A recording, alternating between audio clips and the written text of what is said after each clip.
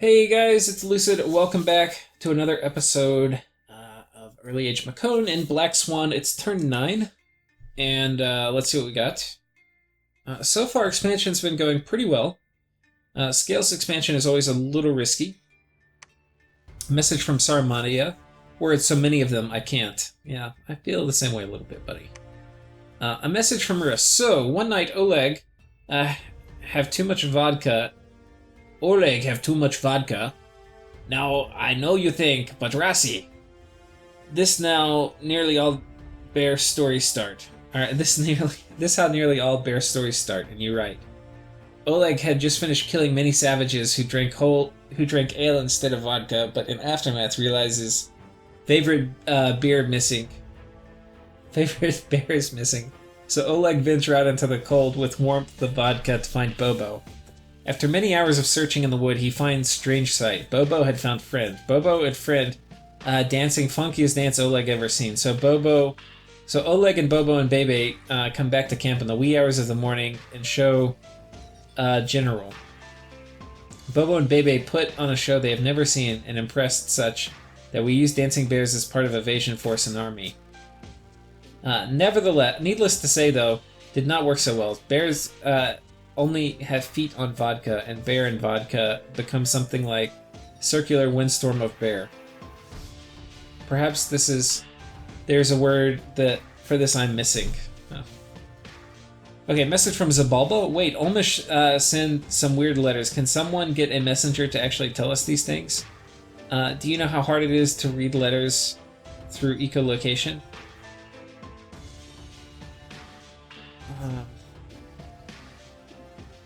Oh, I guess if you're blind, yeah, you can't do it. It's kind of funny. Okay, we've got another battle. I think we're not gonna watch. I guess we will. We'll watch expansion. Heavy cav running in. Hopefully they tie up with my giants, which they do. And they get punished. So we took some losses, but this was a heavy cav province. It's fine. This was the one with heavy cav and heavy infantry we were talking about at the end of last episode. Next battle, more heavy cav. We're gonna roll the dice here with our pole mark.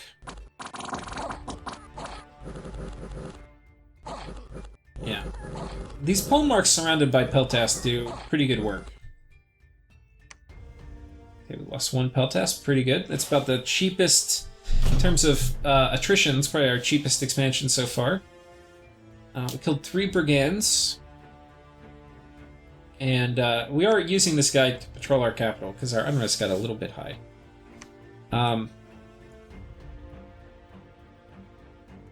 But yeah, time to expand again. This guy is coming out this way. And then he'll probably come up this way. We're going to come here. I think we've got 6 PD everywhere again. Yeah. So we're getting... Okay, it's early winter. So far we're doing pretty good. We've got like almost 2 expansions per turn, for almost every turn, and we've won almost all of them. Without a ton of attrition, except for that one that I fucked up here. Which if I didn't fuck that up, I'd be significant, like, if I didn't fuck that up, I'd probably have 2 forces coming in here this turn. It would have changed a lot, because I'm going to give you a heads up, we're going to bump this turn. And having this other force that didn't screw itself up would have made a big difference. Or I would have taken this a turn early. So it's... little things like that have cascading effects. We're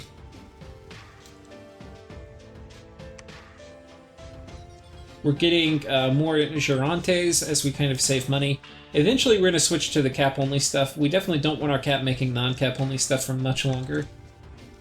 This is a very, very nice province, so we're going to actually start building palisades here immediately. This army's going to come down here and deal with the horse tribe. So, okay, yeah, Satis, early age Satis to our north.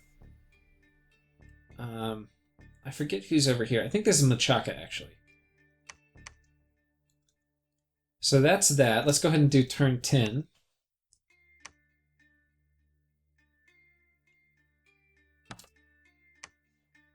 Turn 10. We've got a fair amount of expansions, including a bump. 3 expansions and a bump. A message has arrived from Ulm.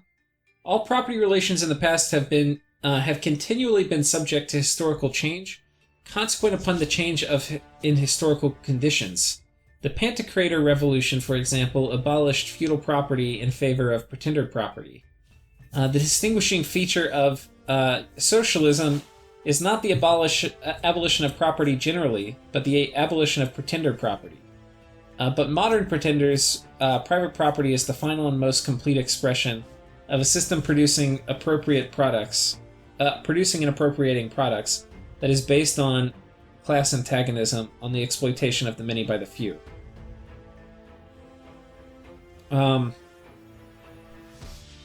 In a sense, the theory of the utopias may be summed up in a single sentence. Abolition of private property. We, the utopists, have been reproached with the desire of abolishing the right of personally acquiring property, the fruits of a man's own labor, which property is alleged to be the groundwork of all personal freedom, activity, independence. Hard-won, self-acquired, self-earned property. Do you mean the property of a petty artisan and small peasant?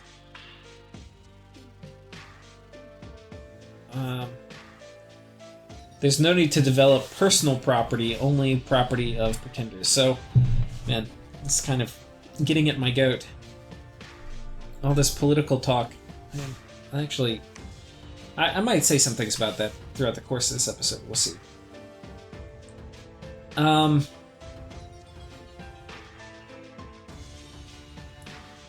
So, it seems the story have come unappreciated by some. Oleg have found loud enchantment to make easier to hear. Turn off, Oleg, turn off. Anyway, Oleg and Bebe sent on a diplomatic mission to the land of filthy ale drinkers. These people feared of Bobo, but not so much Bebe. Bebe woo them and charm them and bear dance, and they soon fall asleep in a blood-fueled nap. Oleg, being an adventurous man, decided to drink ale straight from the keg. Needless to say, Bobo was not happy that Oleg flirt with Bebe. So Bobo and Oleg wrestle it out like a real bear. Oleg won, was not close, so forced Bobo to drink a whole keg of ale. Bobo is not happy about this, but not so much as filthy ale drinkers who wake up after nap with all ale gone. It's kind of funny. Okay, so on to the Dominions part. We have another expansion. We'll watch this because it's Horse Tribe. This will show you a little bit why I'm a little scared about Horse Tribe. Because even though we have kind of a ton of dudes, we're going to take some attrition here. So archers are going to come in. Archers not super effective against peltasts.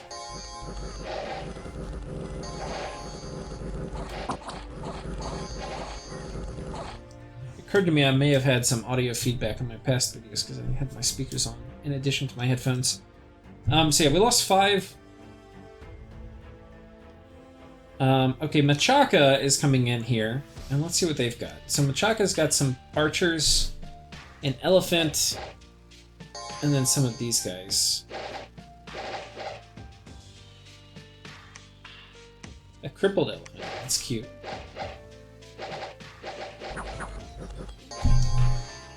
These are Rhino Clan, which are pretty legit. They've got pretty high base strength, and a Machaca spear is not bad.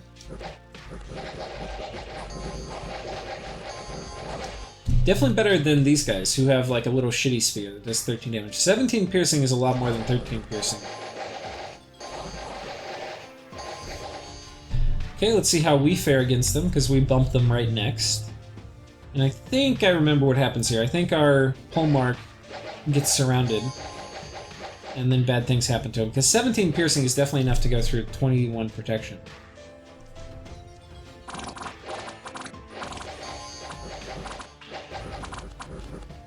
And they don't get in the same square either, which kind of sucks. But I'm not sure it would have mattered much.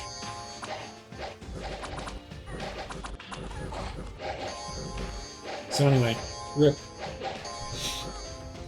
And that was a mistake. I think if we had if he didn't get isolated, I think we probably would have won, but barely. We might have lost even still. So anyway, we lose our first bump, which kind of sucks.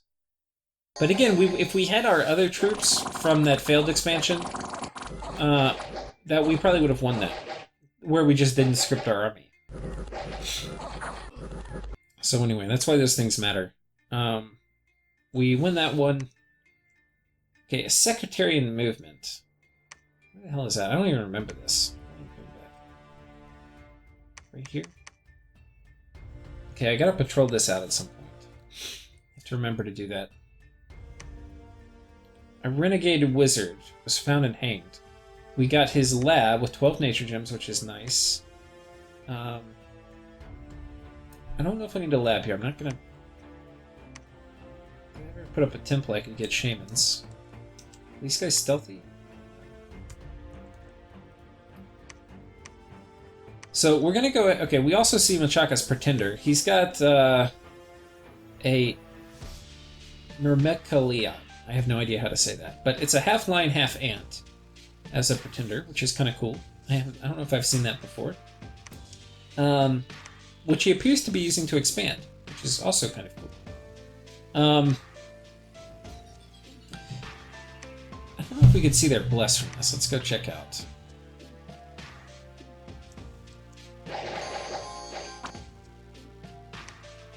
Natural protection and then leadership. Okay, cool. And inspiration. So, not bad. I guess these guys are going to make their... whatchamacallit? Their sacreds pretty good. And it will probably also... I don't think it stacks with other kinds of natural regeneration. I mean, natural protection like bark skin, but may help in thugging some. So we'll see.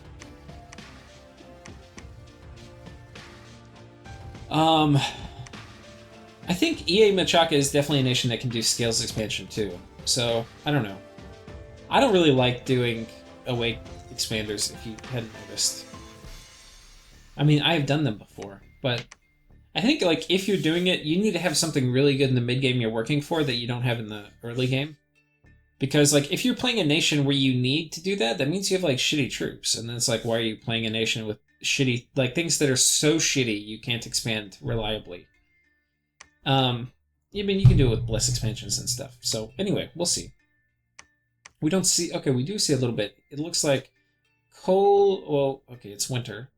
So, Misfortune, the quote-unquote free scale, and Sloth.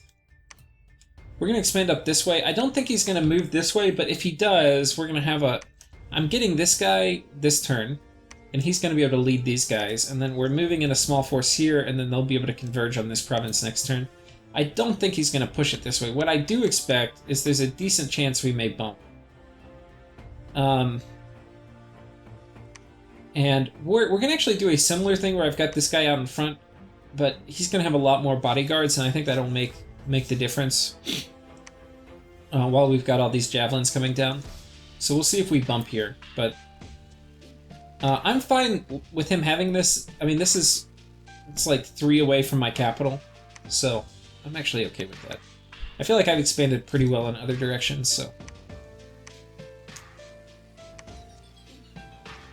Okay, we're continuing to recruit a few Gigante Hoplites, and then Peltasts, and then more mages and stuff. This army is going to go ahead and move over this way. And we see some Epony Knights over here, which is a little scary to me. I'm not sure where he's going with them, but yeah. Especially if he attacks me, though, I mean, we're going to lose this fort, which would suck a lot, but such is life.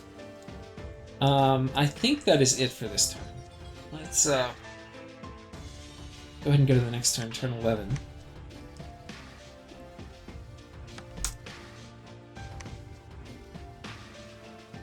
Message from Roos. So, Oleg, finally having ladder enchantment under control for ease of bad people. Please enjoy story bad people Oleg like to tell. Louding enchantment. I'll let you guys read this. I'm not gonna... I've spent a lot of this episode, or past few episodes, just reading these, so this is funny and stuff, but I'm not gonna do it for the whole recording. Okay. Coming down here, we've got... we can see construction finished.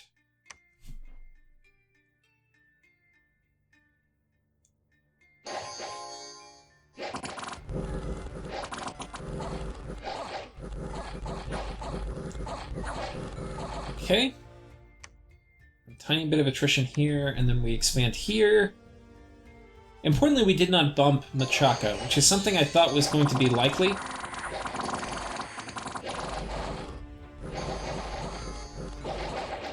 Okay, they get butchered pretty good. Lost 5 guys. It's kind of a lot, but this was a lot of Deer Tribe. And it's a numbers game, really, so there you go.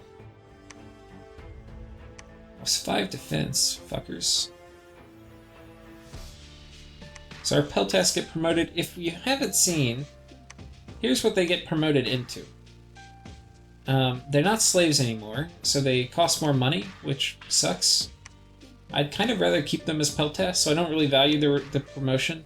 They have better morale, 14 versus these guys 12. Taskmaster does help some, so that's why the morale difference isn't that big. But they're a little more survivable. I think they have a better, what? Leather Curious, Leather Shield. I think they have a better hat. These guys have a leather cap and these guys have a bronze cap. So better against archers. I mean, I'm not going to complain, but...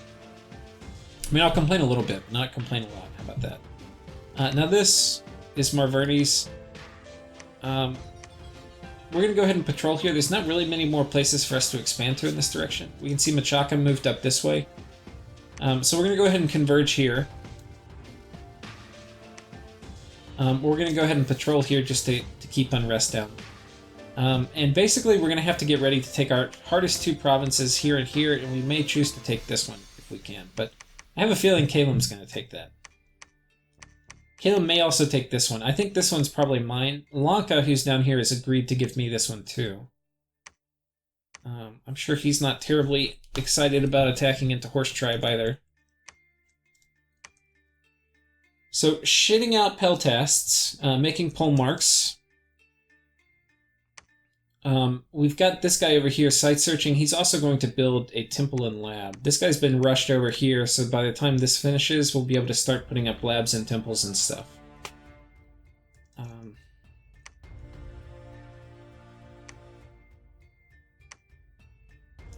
Okay, and I think that is about it for this turn, which is turn 11. I think we'll go ahead and go to turn 12. Not too much going on this turn. Turn 12. We have another message from Ulm.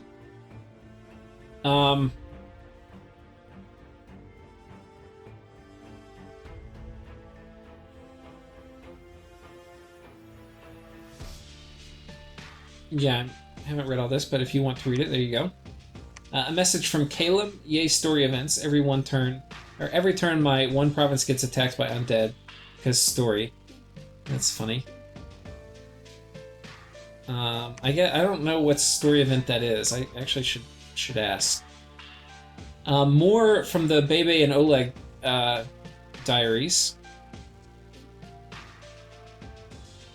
Probably very funny, as all his previous messages have been.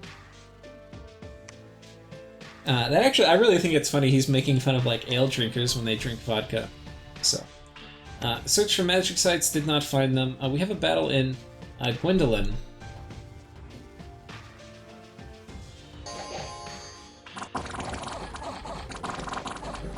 See more formation problems as my hoplites get at the back. I think I really did not have formation figured out terribly well for this whole thing. Okay, province income plus 10, thank you, Luck. Magic site found, silver deposits, thank you, Luck. Telling you guys, Luck scale is the best income scale.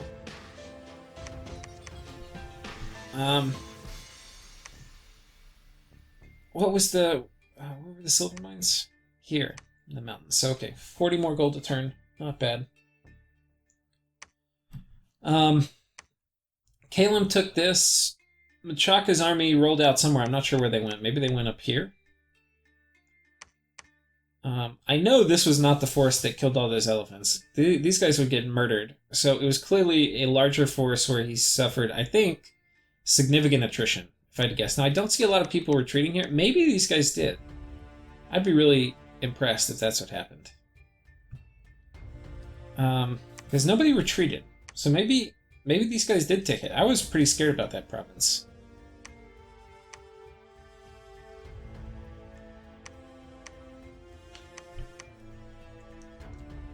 Okay. We've got a pretty big group of dudes, about 100. We're gonna roll them out. We're gonna go ahead and start taking this shit. Meanwhile, these guys are gonna move here. In case... I think this group's just gonna go attack here, but if he does get... if he's feeling frisky, we're putting a lab and a temple and all this up. We'll go ahead and move the army in just in case. Because this is like doubling the investment this turn. I definitely don't want to lose it. How many turns on this? We are 2 turns away here, 1 turn away here.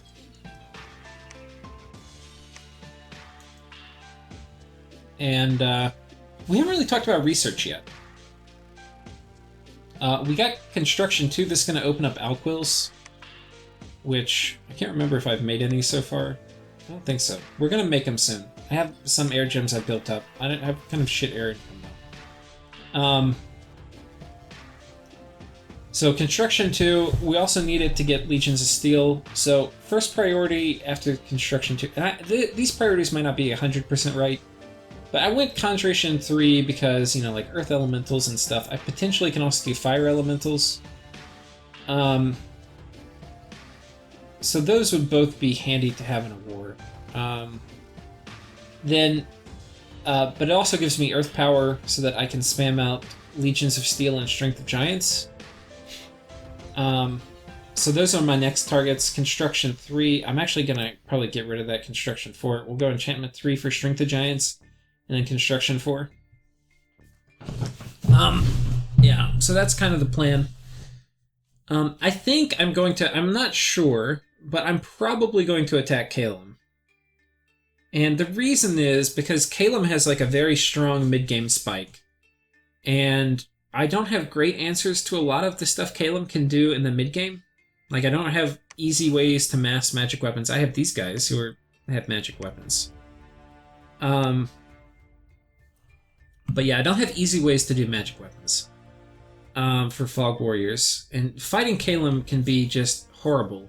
The other thing is Calum before mid-game, before they get Fog Warriors, they're going to have a lot of trouble, I think, dealing with a few hundred Peltasts. So I think that's going to be my plan, is just completely outproduce them in terms of units, and don't worry so much about the raiding game. Just march an army right to their capital, wherever that is, somewhere over here. Boom, boom, boom, run in. But to do that, I kind of want Legions of Steel and Strength of Giants. And I think if I'm shitting those out, like if I have 3 casters in an army, just dropping Legions of Steel and Strength of Giants, I don't know what you do if you're Caleb. He can try the trampling strategy. I don't think that will work. I think we'll just kill them. Could work. I don't think you want to throw birds against Legions of Steel, Strength of Giant Peltasts when there's like 400 of them, because that's about how many we're going to have. So anyway, I'm going to time it, I think, where there's no risk of him being at Alt 7. But I do want to get my infrastructure up. One thing you do not want to be doing is fighting Calum while you're trying to put forts up.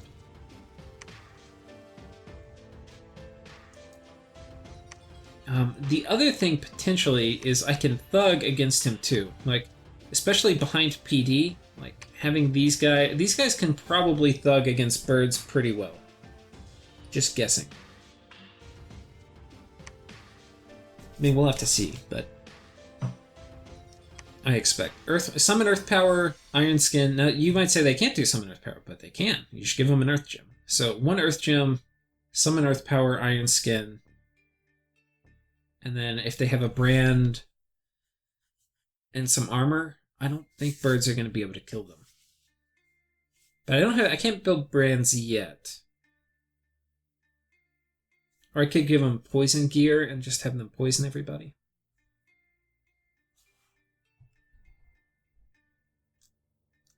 We'll see. We will see.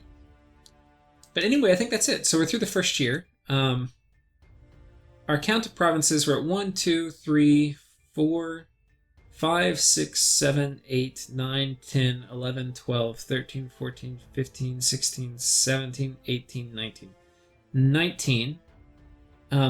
But we've included some in our expansion. We've got 20. There's a good chance we're going to get these two. 21, 22. So we'll probably be at 22, which is pretty damn solid. And a lot of these are like planes, I think largely just because everybody has a lot of planes. So yeah, pretty sweet. And one thing I do want to look at is what are the indie mages we get? We get Bear Tribe, Deer Tribe, Lion Tribe,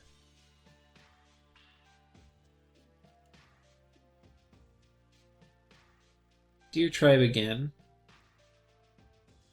We don't really have any cool indie mages yet. I really need Death. Death is the one thing I really need to break into pretty soon. Figure it out.